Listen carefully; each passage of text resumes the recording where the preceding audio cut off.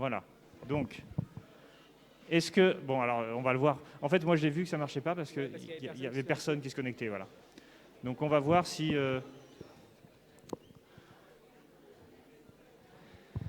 Bien, donc, le temps qu'on s'assoit... Donc, on a refait... Ah, voilà. Donc, on a des auditeurs. Cette fois-ci, ça va marcher. Alors, c'est sympa parce que je me dis, moi, si j'avais attendu 1 heure, j'aurais fait autre chose. Hein. Alors, je le dis pour les auditeurs qui viennent ici, qui se connectent, on va changer de chapitre. Donc, en plus, c'est pas grave si vous n'avez pas pu voir la fin du chapitre 3, parce qu'on vient de terminer le chapitre 3. Le cours sera enregistré et il sera à nouveau disponible. Donc, vous pouvez le voir et il est tout à fait possible de regarder le chapitre 4 avant de regarder le chapitre 3. Ça fait plaisir hein, de voir des gens qui se connectent. Enfin, moi, ça me fait plaisir.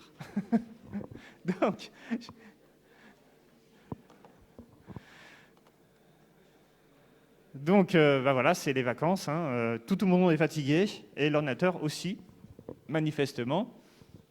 Vous, ça va? Bon, alors vous avez tout révisé. Hein. Alors, je l'ai dit hier, je remettrai le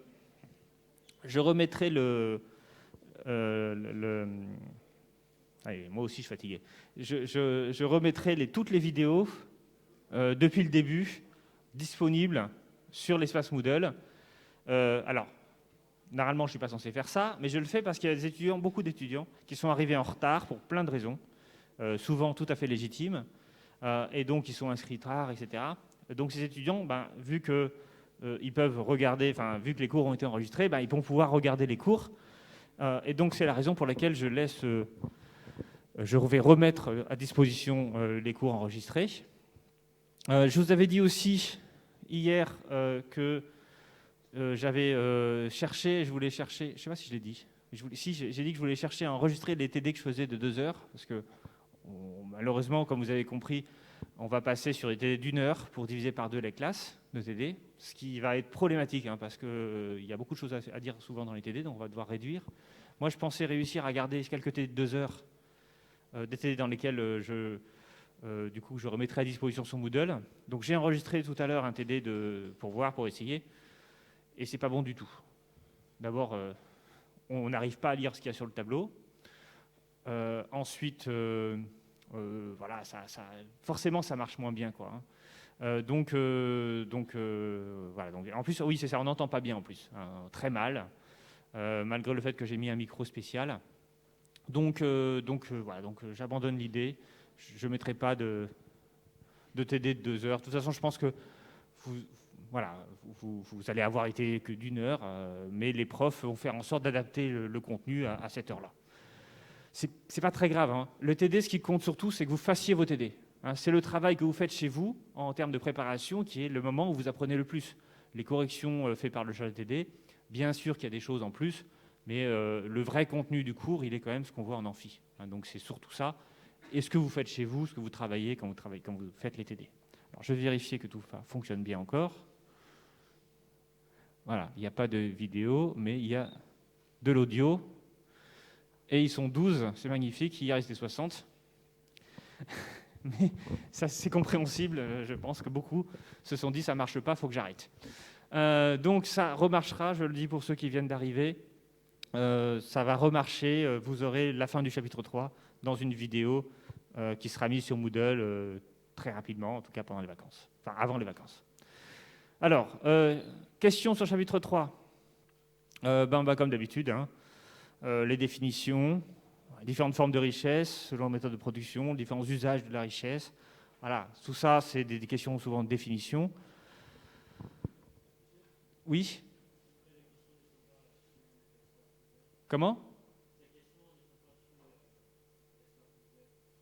Elles sont sur le diaporama. Ah, c'est pas sur le diaporama de l'espace Moodle?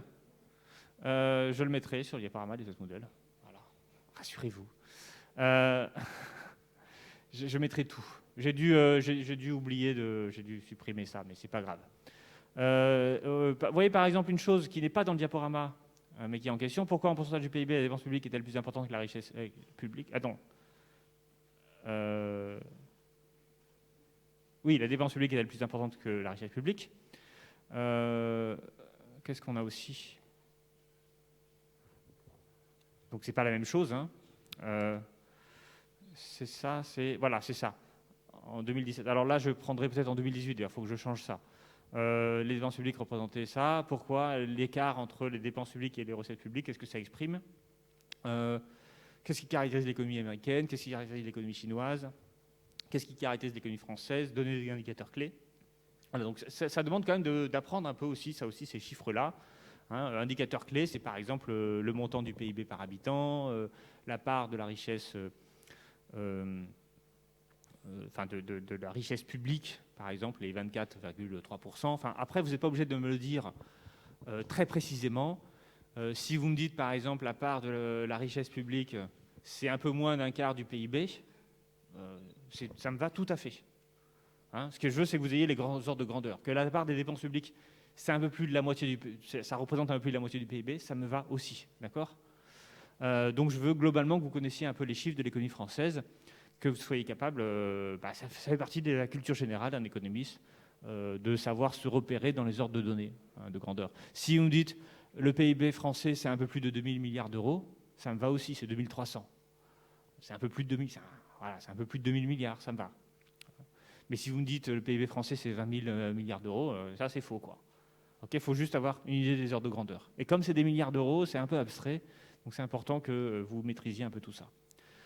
Les principes et les limites du produit intérieur brut en tant qu'indicateur de richesse, bon, ça on a vu plein, c'est une question basique.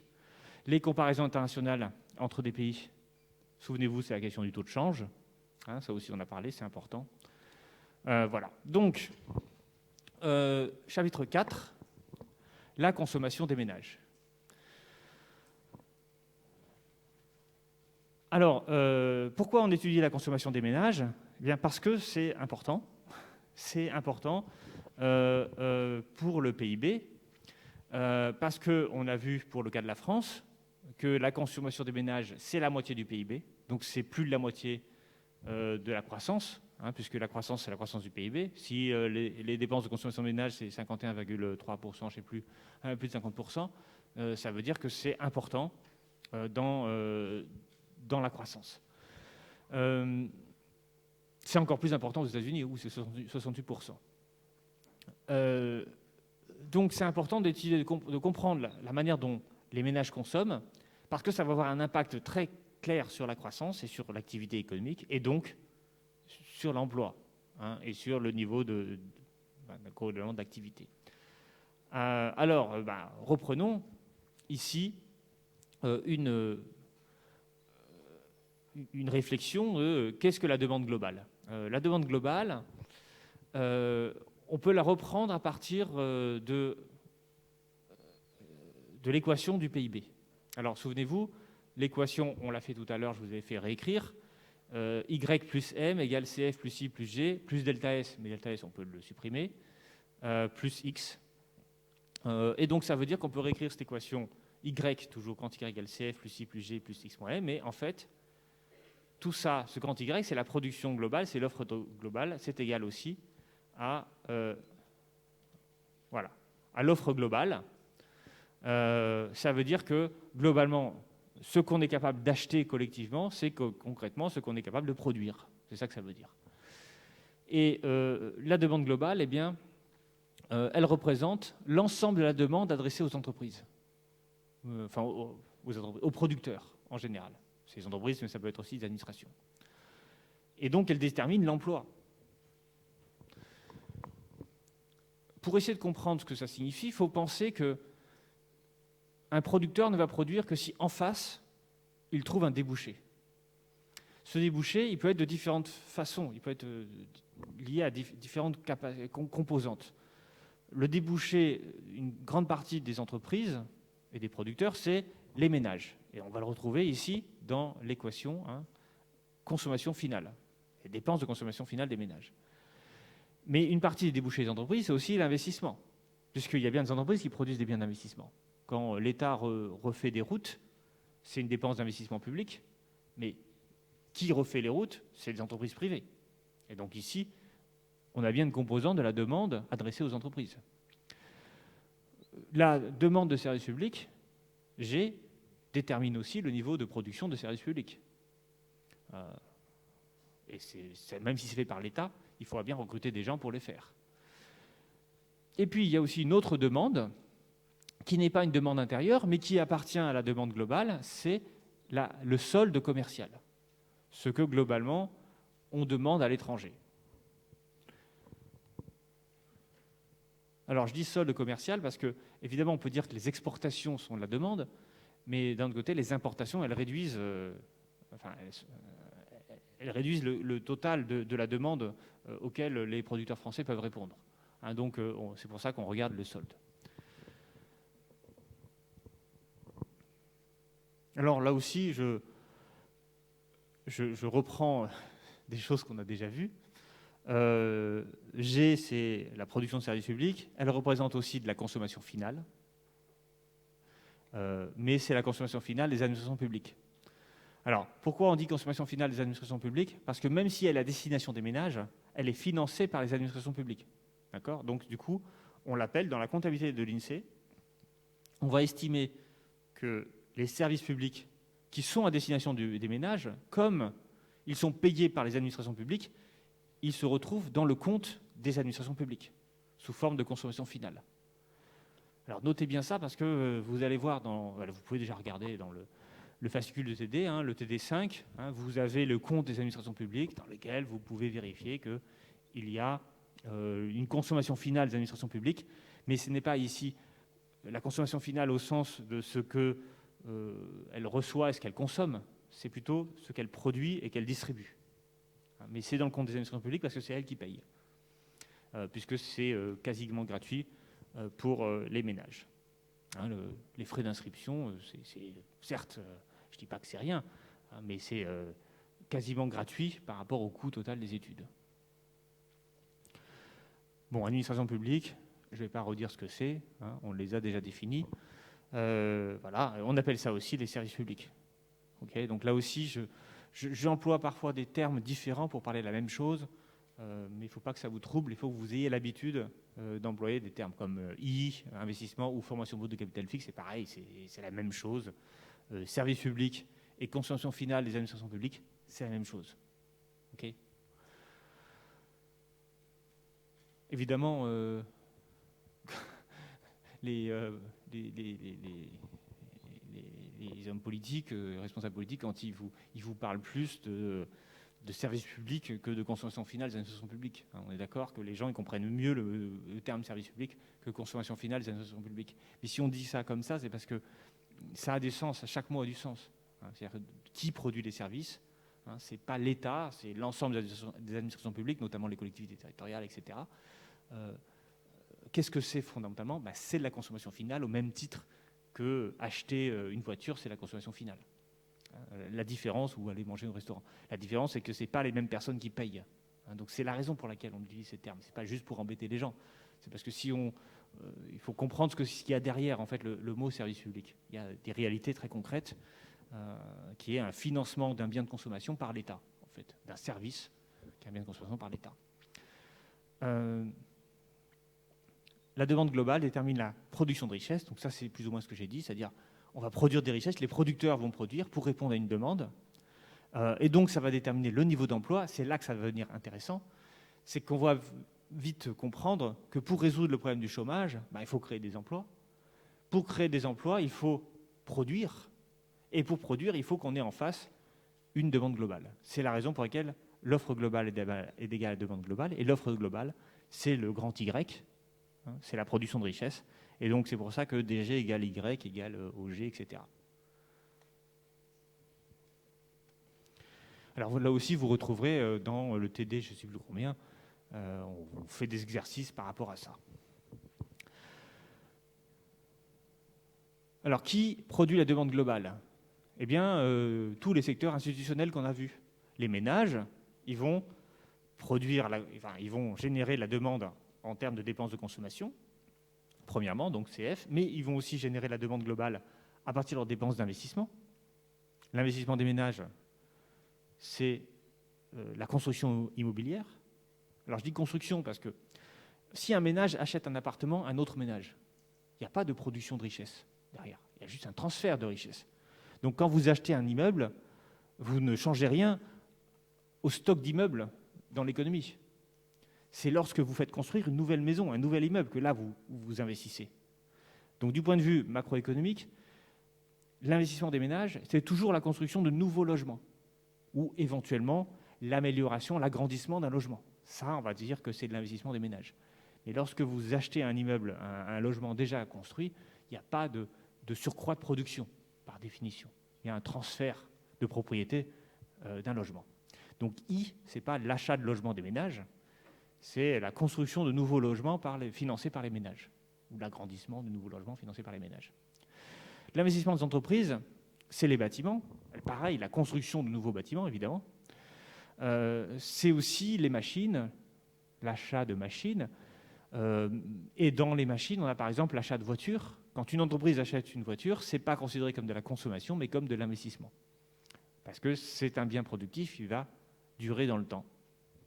Ça aussi, je vous l'ai déjà dit. Je vous ai même donné l'exemple que si jamais vous voulez faire un produit, vous voulez filmer un Fast and Furious 50, eh bien, vos voitures, ça sera des biens de consommation, ça ne sera pas des biens d'investissement. Elles vont assez vite être consommées dans le processus de production du film. Mais si vous êtes une société de taxi, vos voitures, c'est des biens d'investissement. Donc aussi, là aussi, l'investissement ou la consommation intermédiaire ou la consommation intermédiaire, c'est ça, ça dépend de la durée de vie des produits que vous achetez. Troisième élément qui détermine la demande globale, les administrations publiques, G et I. C'est-à-dire la dépense les dépenses des services publics en termes de production de services publics, et G, et la dépense d'investissement des administrations publiques. Alors, on trouve du coup la relation suivante. Demande globale égale offre globale égale PIB, grand Y. Et tout cela détermine donc la demande de travail de l'ensemble de l'économie, c'est-à-dire des administrations et des entreprises. Tiens, du coup, je vais répondre à une question qu'un étudiant m'a posée à la pause et à laquelle je n'ai pas pu répondre. Cet étudiant m'a demandé, est-ce que ce plan de relance, tel qu'il est annoncé par le gouvernement, de 100 milliards, 2 fois 50 milliards en 2 ans, hier je disais il était caduc, parce qu'effectivement, vu la reprise de la seconde vague épidémique, tout ça est caduc et tout ça va être remis en cause bientôt. Cependant, on peut quand même l'étudier sa philosophie. Et l'étudiant me posait la question, est-ce que c'est une politique de l'offre ou de la demande? Et c'est vrai que quand vous écoutez ce que disent les spécialistes des plans de relance, ils disent souvent qu'on peut relancer par l'offre ou relancer par la demande. Sous-entendu, on peut... Alors qu'est-ce que ça veut dire relancer par l'offre? Dans la manière dont les journalistes en parlent, ils disent en fait, ça veut dire aider les entreprises à produire. Et donc ils disent par exemple le fait que sur ces 50 milliards par an, il y ait 15 milliards de baisse d'impôts sur les sociétés, ça veut dire qu'on va donner de l'argent aux entreprises, et donner de l'argent aux entreprises, c'est relancer l'offre. Et puis il y en a d'autres qui disent non, si on veut relancer l'activité économique, il faut relancer la demande. C'est-à-dire il faut que les ménages consomment davantage, il faut donner des allocations aux ménages. Alors moi, j'ai tendance à dire que je suis un peu sceptique sur les deux manières d'analyser les choses. D'abord parce que, certes, si on donne de l'argent aux ménages, on voit bien ici que ça a un effet sur la demande et donc sur l'offre. La consommation finale des ménages, c'est bien la majorité de la demande globale. C'est 51,8% du PIB, donc c'est la majorité. De la même façon, je peux dire que si on n'agit que sur l'offre, on ne créera sans doute pas d'emplois. Pourquoi? Parce qu'on baisse les impôts des entreprises, mais est-ce que les entreprises vont plus produire parce qu'on a baissé les impôts? Franchement, il n'y a aucune raison qu'elles produisent davantage si en face, il n'y a pas des gens qui achètent leurs produits. Et donc, l'idée qu'on va relancer l'emploi par une politique de l'offre, ça me paraît tout à fait faux. Néanmoins, donner des allocations aux gens, en espérant qu'ils augmentent la consommation finale, c'est aussi risqué. Si vous donnez de l'argent aux ménages, mais qu'ils sont en situation de stress telle qu'ils n'ont pas envie de dépenser davantage, vous n'aurez pas non plus davantage de revenus, de recettes et donc de production de la part des entreprises. Enfin, vous n'avez pas davantage de demandes, donc les entreprises ne vont pas davantage produire. Donc j'ai envie de dire que si on veut vraiment aider l'emploi, plutôt que donner de l'argent aux gens, il vaut mieux acheter directement aux entreprises. Si l'État voulait vraiment faire un plan de relance, je pense que... en fait, il prévoit pas tellement, justement, d'aider les gens. Hein. Donc il y a vraiment un manque ici, c'est d'augmenter les salaires des fonctionnaires, d'augmenter le RSA, d'augmenter les allocations chômage, d'augmenter éventuellement les retraites, enfin tout ça, il n'y en a pas beaucoup. Mais par contre, ce que je trouve qui manque le plus, c'est par exemple qu'il finance les rénovations des bâtiments, par exemple, la rénovation de bâtiments publics. Les bâtiments publics, ça lui appartient. Il y en a certains qui sont très énergivores. Si l'État décide de consacrer 10 milliards d'euros par an, ou 15 milliards, ou 20 milliards, il y a un montant important qu'on peut consacrer à rénover les bâtiments. S'il dit, voilà, je mets 15 milliards par an pour rénover les bâtiments publics et faire en sorte qu'ils soient un peu mieux, d'abord qu'il y ait des systèmes de ventilation qui marchent un peu mieux, parce qu'on voit que ça peut être utile en cas de Covid. Ensuite, une fois qu'on a refait le système de ventilation, on peut peut-être isoler davantage pour éviter les passoires thermiques. Tout ça fera un gain, d'un côté, parce qu'on aura moins de factures énergétiques, et en plus, ça donnera directement de l'emploi aux entreprises qui rénovent les bâtiments. Et ça, pour moi, c'est un vrai plan de relance. C'est-à-dire que le plan de relance, c'est l'argent de l'État qui va financer une richesse réelle. Si on donne de l'argent aux ménages, mais que ces ménages, parce qu'ils sont stressés, ils ne dépensent pas cet argent, ça ne va pas se traduire par une offre de l'offre des entreprises, et donc ça ne va pas se traduire par de l'emploi. Et si on offre des baisses d'impôts aux entreprises, j'ai envie de dire que c'est encore pire. Parce que là, pour le coup, il n'y aura peut-être aucune demande supplémentaire adressée aux entreprises. Et qu'est-ce qu'elles vont faire avec cet argent? Soit elles vont le distribuer à leurs actionnaires, soit elles vont le mettre en réserve. Mais il n'y a pas beaucoup de raisons. Soit elles peuvent faire un investissement de productivité. Elles vont licencier des gens avec l'argent qu'on leur a donné pour avoir des machines plus efficaces, se rénover.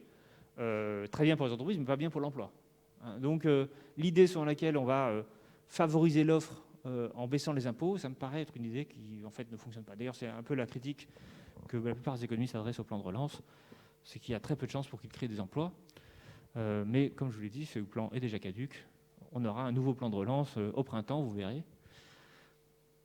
Ou après la 3e ou 4e vague, je ne sais pas. Je ne sais pas combien de temps ça va durer, cette histoire. Oui, il vaut mieux en rire qu'en pleurer. Mais ce qui est sûr, c'est que l'économie française de 2021, personne ne sait comment elle sera.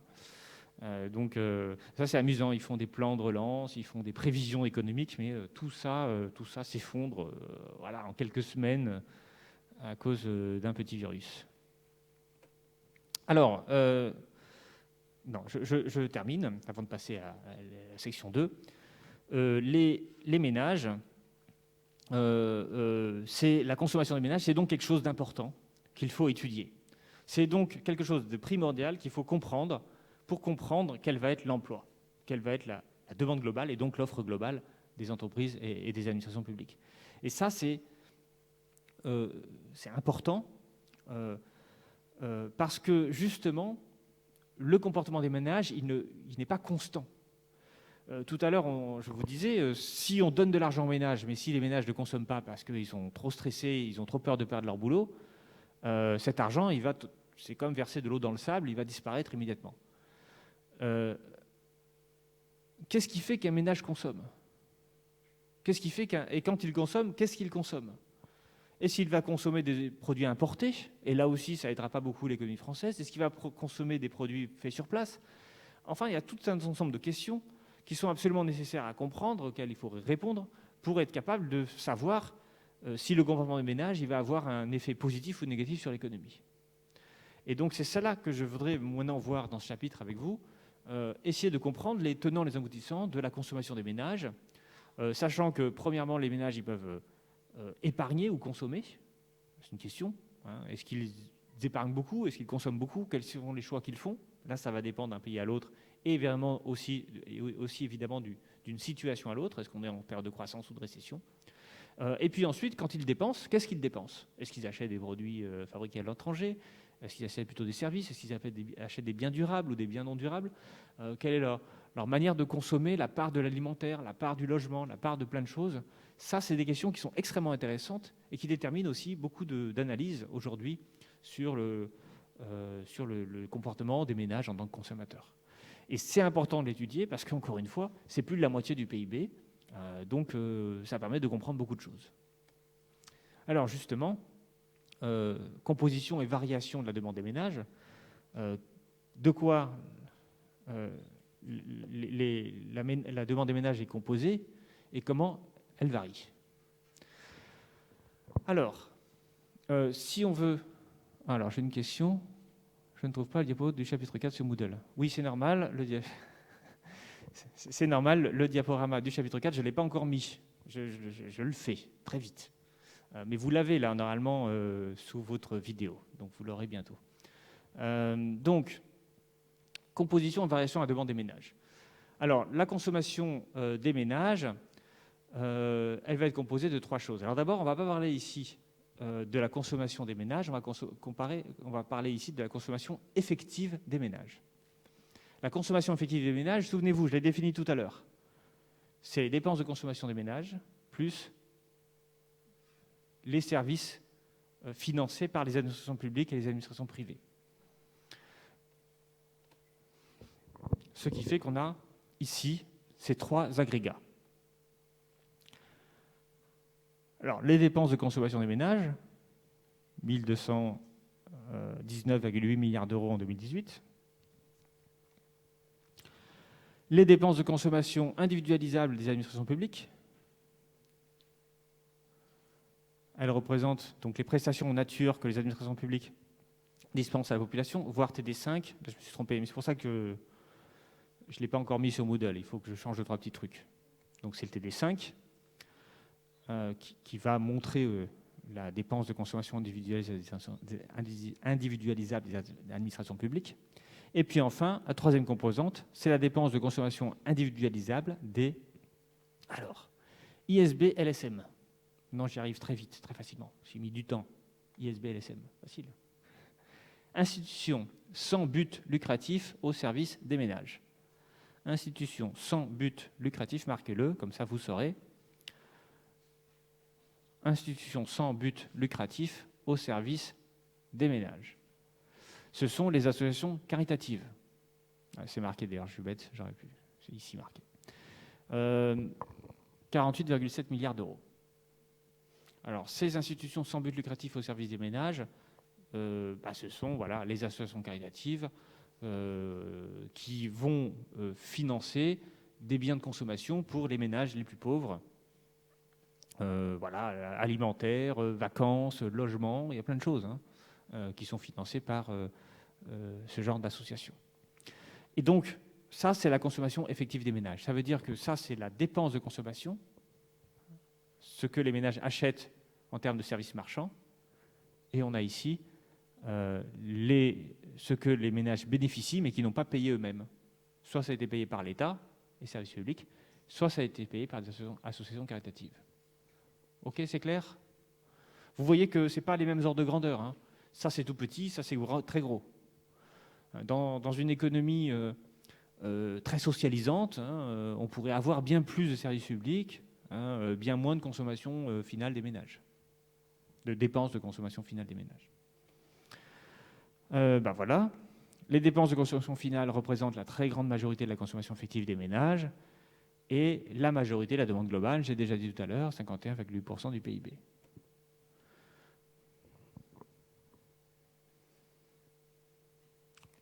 Ça, c'est des définitions simples. Faut apprendre, parce que c'est vraiment les bases du raisonnement économique. Vous avez besoin de connaître les termes, vous avez besoin de savoir ce qu'ils recouvrent. C'est un peu fastidieux, c'est un peu comme faire de l'anatomie en médecine, sauf que en médecine, vous avez des centaines d'os à prendre et je ne sais pas combien d'organes, alors qu'ici, ça reste aux alentours de 10, 20, 30, éventuellement qu'on 7. C'est pas très, très compliqué. Oui? Oui? Oui?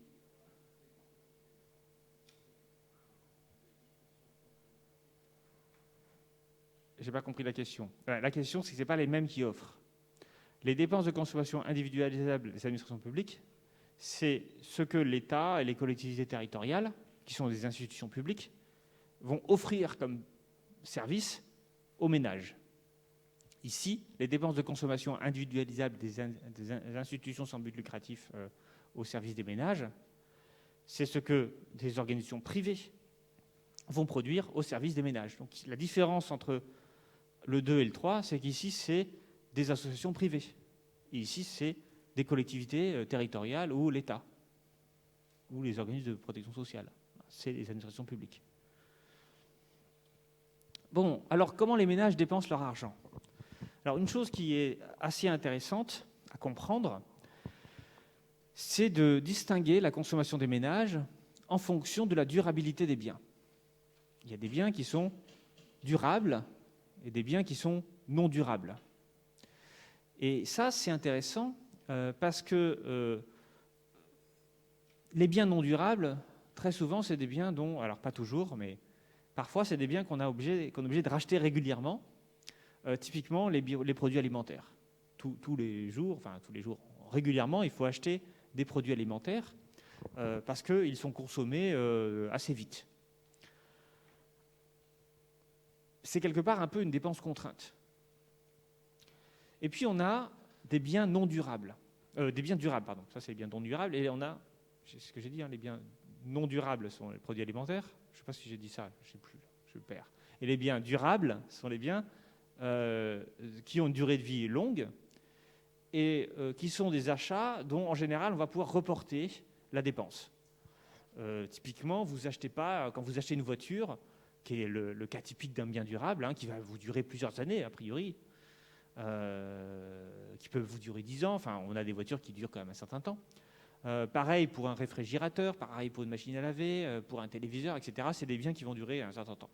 Ces biens donc durables, généralement, c'est des biens qui sont plus onéreux et pour lesquels on va parfois faire un crédit à la consommation pour le financer parce qu'on n'a pas l'argent.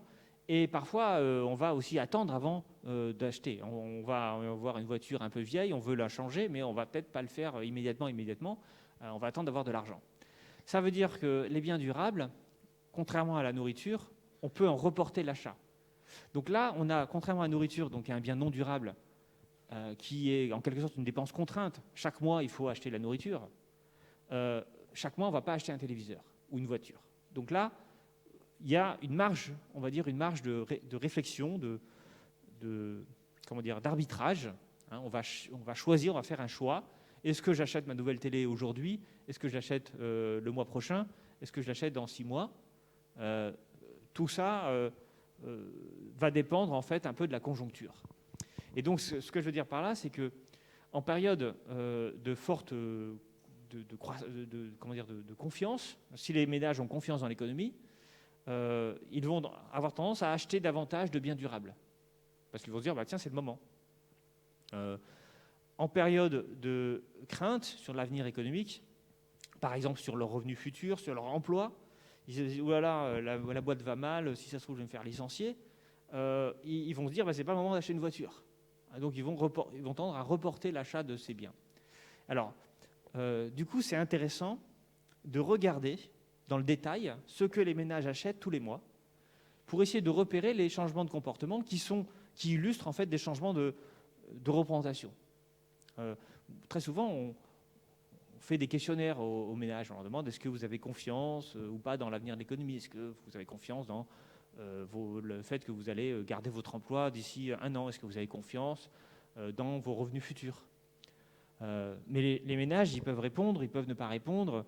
Ils peuvent répondre juste, ils peuvent répondre faux. Enfin, voilà, ça reste un questionnaire, quoi.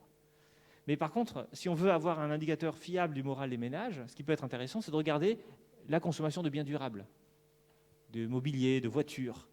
Et ce qu'on constate, c'est que très souvent, en période de forte récession, quand on voit partout à la télé krach boursier, effondrement de Lehman Brothers, coronavirus, truc, machin, les gens ils se disent « Oula, c'est pas le moment d'acheter une voiture ». Et on les comprend. Ce qui veut dire que, par exemple, pendant la crise 2008-2009, il y a un effondrement des ventes de voitures, partout dans le monde. De la même façon, là, je n'ai pas vraiment regardé les chiffres, mais je suis quasiment certain qu'en 2020, les chiffres de vente de voitures ne vont pas être très très bons dans le monde entier. Parce que c'est des achats qu'on peut reporter et qu'on va reporter si on a un peu peur que l'économie ne fonctionne pas bien. Donc ça, c'est déjà intéressant de regarder les biens durables pour essayer d'avoir un indicateur de la situation du moral des ménages. Et ça permet aussi de comprendre qu'en période de récession, il y a des effets cumulatifs. C'est-à-dire que non seulement il y a une récession, mais il y a les effets psychologiques de la récession qui vont approfondir la récession. C'est-à-dire que les gens vont arrêter d'acheter des biens durables et ça va porter un grave préjudice aux producteurs de biens durables. On a aussi ce qu'on appelle les biens semi-durables. Alors, typiquement, les biens semi-durables, c'est les vêtements. Ça dure un peu, ça dépend. Parfois, on rachète des chaussures tous les ans, parfois, on achète... voilà, enfin, ça dépend de ce qu'on achète. Donc, les biens semi-durables, c'est des biens qui peuvent durer plus d'1 an, mais rarement 10 ans. Alors, si je prends les types de consommation de 2016 des ménages, voici comment les choses se répartissent. Alors, là, je prends la consommation effective des ménages, c'est-à-dire la dépense de consommation. Alors, en 2018, elle était de 1200 et quelques milliards. En 2016, sans doute un peu moins, mais pas beaucoup moins. Voilà, on avait... service... Ah oui, donc on a différentes choses. Et donc là, je mélange ici les dépenses de consommation des ménages avec les services non marchands qui sont reversés aux ménages, mais qui ne sont pas achetés par les ménages. C'est qu'ainsi que j'arrive à 1576,5. En pourcentage, combien ça fait? Alors, on voit que les biens durables importants, bon, voilà, qu'est-ce que c'est? C'est l'automobile, mais c'est voilà, la machine à laver, etc. Ça représente un total de consommation de 103,1 milliards, ce qui fait 6,5% de la consommation effective des ménages. L'automobile, c'est presque 4%, donc là aussi on est en 2016. Alors ça varie beaucoup l'automobile pour la raison que j'ai dit. Parfois, vous avez un effondrement des ventes automobiles pendant une année qui est lié au fait que personne n'a envie d'acheter des voitures parce que la situation est trop grave. Voilà, on n'a pas tellement envie d'acheter des voitures. Ça, c'est un vrai problème. C'est pour ça qu'il y a beaucoup de pubs pour les voitures. Vous avez remarqué qu'il y a beaucoup de pubs pour les voitures. Pourquoi? Parce que c'est typiquement un truc très psychologique d'acheter une voiture. On peut l'acheter maintenant, on peut l'acheter en 6 mois. Voilà, enfin, c'est très psychologique. Donc, il faut rassurer les gens. Donc, il faut leur donner envie d'acheter des voitures. Donc, on fait plein de pubs pour qu'ils achètent plein de voitures. Les biens semi-durables, c'est un peu moins important en valeur que les biens durables. 5,8% pour 6,5%. Et puis ensuite, on a les biens non durables. Alors ça, c'est des biens, d'accord, c'est pas des services non durables. Essentiellement, c'est les produits alimentaires. C'est ça, mais ça peut être aussi les produits d'entretien ménager, ça peut être plein de trucs, en fait, qui ne sont pas durables. Et puis, on a les services. Alors, dans les services, il y a le restaurant, le coiffeur, évidemment, plein de choses. Mais il y a aussi, ça c'est les services marchands, mais il y a aussi tous les services non marchands que j'intègre ici, et qui correspondent à une part importante quand même. CG, c'est un peu moins de 24%, un peu moins de 25% du PIB. Donc ça correspond. Alors, attention, c'est moins que G parce que dans G, il y a aussi les services collectifs. Ici, c'est les services individualisables. C'est vraiment les prestations en nature que l'État verse à des individus bien identifiés. Typiquement, le système judiciaire, la police, tout ça, ce n'est pas un service non marchand qui vise à augmenter la consommation des ménages.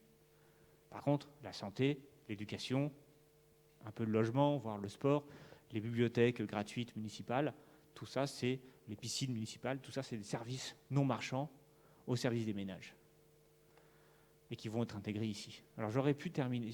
Je vais peut-être faire retrouver le... Là aussi, parce que je ne l'ai pas encore mis sur Moodle, parce que je voulais le revoir un peu, peut-être distinguer le service marchand du service non marchand. Comme ça, ça permettra d'avoir une vision plus complète encore de la consommation des ménages.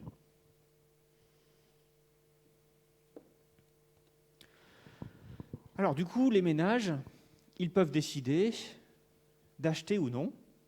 Ils peuvent décider ou non de reporter leurs achats de produits de consommation.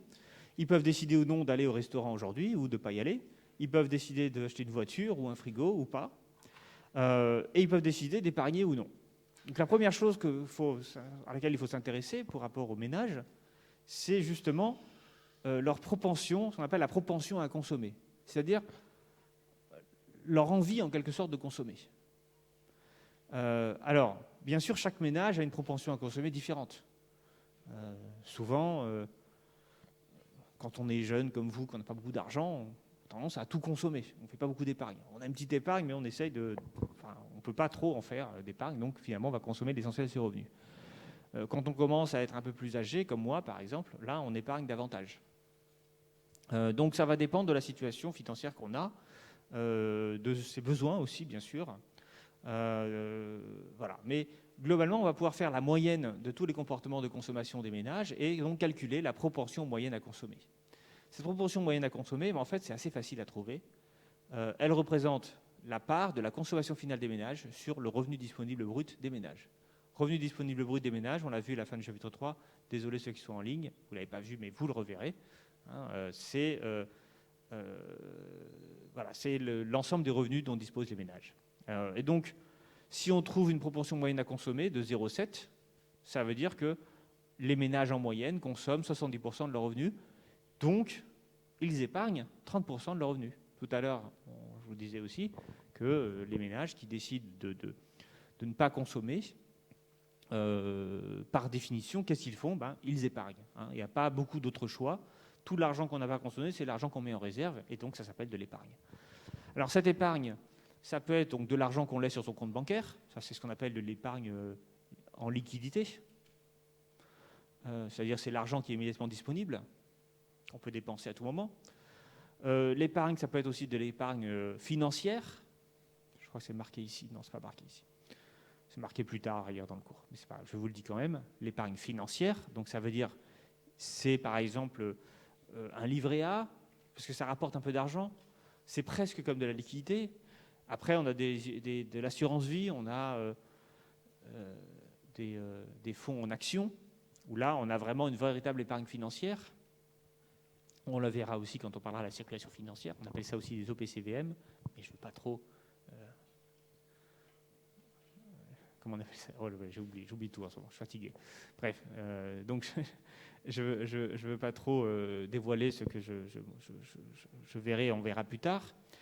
Et puis, c'est surtout ça dont je voulais parler.